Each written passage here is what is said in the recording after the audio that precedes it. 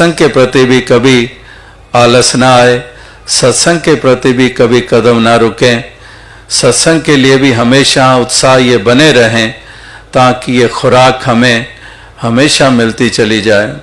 इस खुराक से ही हमारे ये मन की अवस्था ये ठीक रहती है और हम इस ज्ञान के ऊपर भी टिके रहते हैं।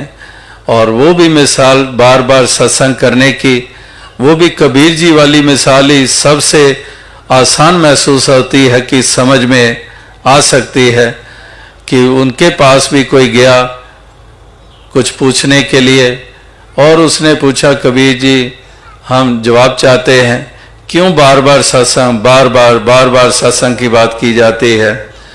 तो कबीर जी कपड़ा बुनने का काम करते थे, वो अपना लगे हुए कपड़ा बुन रहे हैं और उसकी बात सुनी, उठकर हथौड़ा उठाया और कीले के ऊपर जोर से चोट लगाई, फिर जाकर बैठ गए। तो वो इंतज़ार कर रहा है कि मेरी बात का जवाब मिले। सोचा कि ये कपड़ा बुन रहे हैं, बड़ा बिजी हैं, फिर आ जाऊंगा। फिर आए, 2 दिन के बाद फिर आया, फिर वही सवाल। कबीर जी फिर उसके बाद सामने उठे, फिर हथौड़ा उठाया, फिर चोट लगाई कीले के ऊपर, फिर बैठ गए।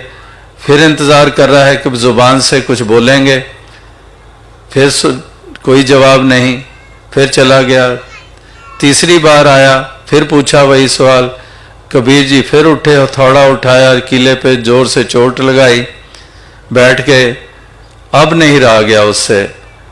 कहने लगे, संत जी 3 दफ़ा आया हूँ, तीसरी बार आ रहा हूँ और मैंने एक बात पूछी और आप जवाब ही नहीं दे रहे। तो कबीर जी कहते हैं, हाँ क्या पूछ रहा था।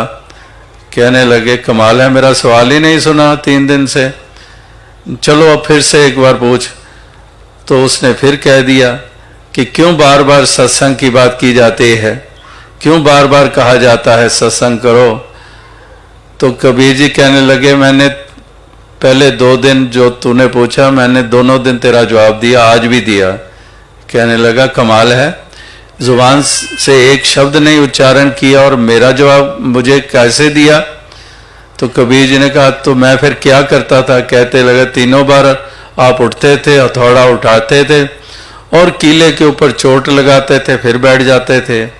तो कबीर जी भी कहने लगे कि मैं भी तेरा जवाब ही दे रहा था कि वो जो कीले के ऊपर मैं हथौड़ा मारता था, उसके पीछे यही बात थी कि अगर मैं बार बार कीले के ऊपर हथौड़े की चोट ना दूं तो वो कीला जो है वो ढीला होते होते ज़मीन से बाहर निकल जाएगा और निकल जाएगा, फिर बाहर ऐसे ही पड़ा होगा, कोई उठाकर उसको किसी आग में फेंक देगा, कोई और इधर उधर हो जाएगा। तो उसकी पकड़ बनी रहे ज़मीन में, इसलिए मैं बार बार हथौड़ा मार रहा था। इसी तरह से ये ज्ञान रूपी पकड़ भी बनी रहे, हमारे जहन में रहे, ये जागृति बनी रहे। तो इसके लिए बार बार सत्संग की प्रेरणा दी जाती है। ये वैसे भी दुनिया जग काजल की कोठड़ी कहा गया है।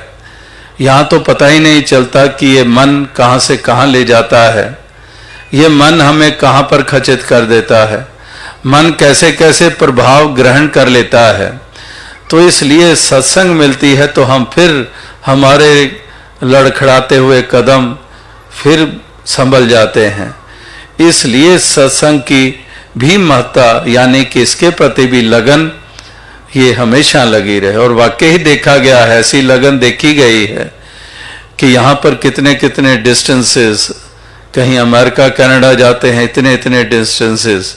और पहली बार तो फॉरेन कंट्रीज में मिसाल मनीला फिलीपींस में मिली कि 4 घंटे के सफ़र तय करके हर संडे महापुरुष केवल मनीला में ही सत्संग होता था और 4 घंटे दूर वो वहाँ पर जॉब पे लगे हुए, एवरी सिंगल संडे 4 घंटे का सफ़र तय करके आना, फिर सत्संग करना, फिर 4 घंटे वापस। इस तरह से अभी भी अमेरिका कनाडा में मिसालें मिलती हैं, 2-2, 2.5 घंटे का सफ़र तय करके एवरी सिंगल संडे महापुरुष वहाँ पहुँचते हैं, सेवादल के जवान पहुँचते हैं। इसी तरह से यहाँ पर भी, ऑस्ट्रेलिया में भी ऐसी ही लगन महापुरुषों में बनी है।